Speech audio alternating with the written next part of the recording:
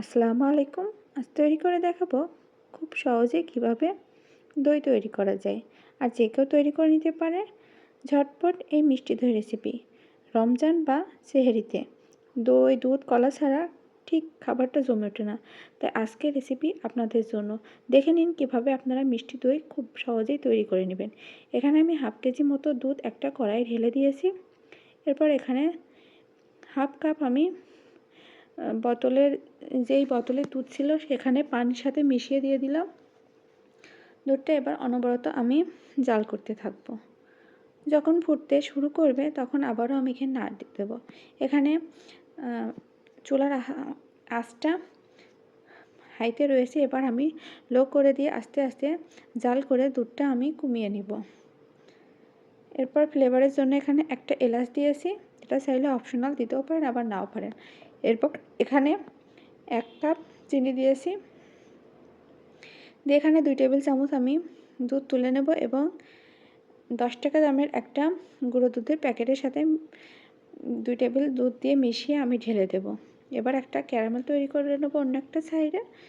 এখানে 3 টেবিল চামচ চিনি দিয়েছি। এখানে পানি দেওয়া যাবে না, মিডিয়াম আঁচে ক্যারামেল তৈরি করে নিতে হবে। কিছুক্ষণ পর দেখতেই পাচ্ছেন ক্যারামেলের রঙটা চেঞ্জ হয়ে গেছে। এবার আমি নেড়ে ক্যারামেলের রঙটা আরও গাঢ় করে নেব। এখানে মিডিয়াম আছে ক্যারামেলটা জাল করে কালার হয়ে চলে এসেছে। তখন আমি এখানে দুধ দিয়ে জাল করে, যেই দুধটা আমি জাল করে রেখেছিলাম সেই দুধের সাথে মিশিয়ে আমি আবারও দুধটা জাল করে কমিয়ে নেব। দেখতেই পাচ্ছেন কতটুকু দুধ ছিল আর কতটুকু হয়ে গেছে। অন্য একটা সাইডে একটা বাটিতে এখানে আমি পানি ঝরিয়ে রাখা মিষ্টি দই দিয়েছি। আজকে দইটা আমি দইয়ের বীজ হিসাবে মিষ্টি দইটাই নিয়েছি, চাইলে আপনারা টক দইও দিতে পারেন। এটা খুব ভালোভাবে আমি ফেটিয়ে নিয়েছি। ফেটিয়ে এখানে যখন এই দুধটা ঠান্ডা হয়ে আসবে তখনই কিন্তু এই দইয়ের মিশ্রণটা দিতে হবে, না হলে কিন্তু এটা ছানা কেটে যাবে। এরপর একটা মাটির পাত্র নিয়েছি। এখানে আমি কিছুটা দই লাগিয়ে নিব যাতে দইটা খুব ভালোভাবে সেট হয়ে আসে।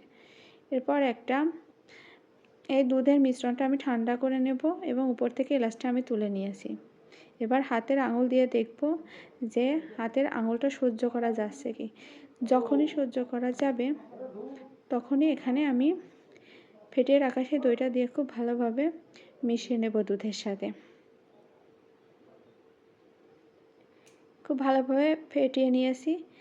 দেখতেই পাচ্ছেন দুধটা যখন ফেনা ফেনা হয়ে আসবে তখন একদম রেডি দই বসানোর জন্য। এখানে আমি এই মাটির পাত্রে বসাচ্ছি। এরপর উপরে একটা পেপার দিয়েছি, দিয়ে আমি একটা রাবার দিয়ে আটকিয়ে দেব যাতে বাতাসটা বাইরে বেরিয়ে না আসে। এখানে আমি ছোট ছোট কিছু পাত্রও নিয়েছি। এরপর একটা টাওয়ালের সাহায্যে এটা খুব ভালোভাবে আমি সারা রাত রেখে দিয়েছিলাম। পরের দিন সকালে আপনাদের দেখাচ্ছি যে দইটা আদৌ কি বসেছে। দইটা আমার খুবই পারফেক্ট হয়েছে, দেখে বুঝতেই পারছেন। এখানে আমি বুঝতে পারিনি পেপারটা আবার বাটির সাথে লেগে গিয়েছে। দেখতেই পাচ্ছেন কতটা সহজভাবে আমি আপনাদেরকে দই তৈরি করে দেখালাম।